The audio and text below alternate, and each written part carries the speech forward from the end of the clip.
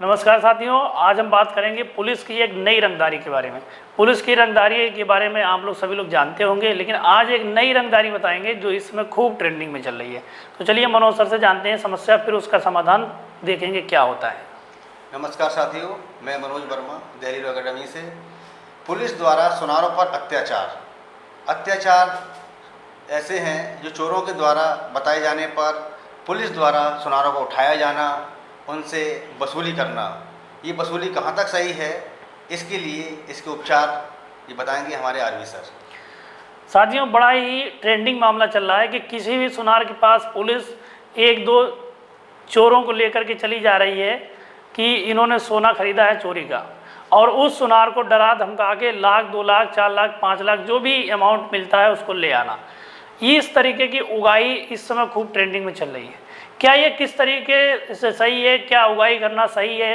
क्या किस तरीके से मतलब होना चाहिए कि नहीं होना चाहिए? कई मामले मेरे पास आए हैं। सुनार समाज बेचारा परेशान है कि सर कोई भी पुलिस वाला आके हमसे कहता है कि आपके ऊपर चोरी का अभियोग है, ये गवाह हैं और ये बता रहे हैं कि हमने सोना बेचा है, लाख 2 लाख रुपए में डील हो जाती है, लेके चले जाते हैं। तो इस तरीके की तानाशाही पुलिस की खूब चल रही है। तो मैं आपको बता दूं कि इस तरीके से अगर कोई पुलिस वाला आपके पास आता है, आपको डराता है कि आपने चोरी का सामान खरीदा है, आपके ऊपर केस दर्ज होने वाला है, तो आप डरिए नहीं। आप सीधा कहिए कि ठीक है, हमारे ऊपर केस दर्ज होने वाला, आप केस दर्ज करिए। डरने वाली बात बिल्कुल नहीं है। अगर ऐसा मामला बनता भी है तो कोर्ट द्वारा उसको निपटाया भी जा सकता है। इस मामले में 3 साल की अधिकतम सजा है, ज़्यादा नहीं है, 3 साल की सजा है अगर आपके ऊपर झूठा अभियोग लगा के साबित भी हो जाता है तो। दूसरी चीज़, अभियोग लगा के साबित होना इतना आसान नहीं है।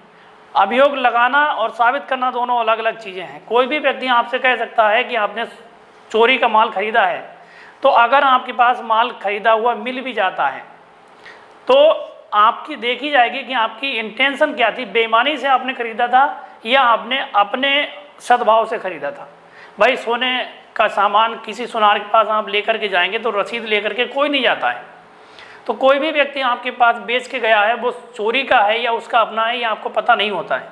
और अगर ऐसी स्थिति में आपने कोई सामान खरीद लिया है और बाद में पता चला कि चोरी का है, पुलिस आपके पास आती है, तो आप उससे बिल्कुल डरे नहीं, कोर्ट तक जाइए और उस सामान को सरेंडर कर दीजिए। आप बता दीजिए कि आपको नहीं पता था कि ये चोरी का है।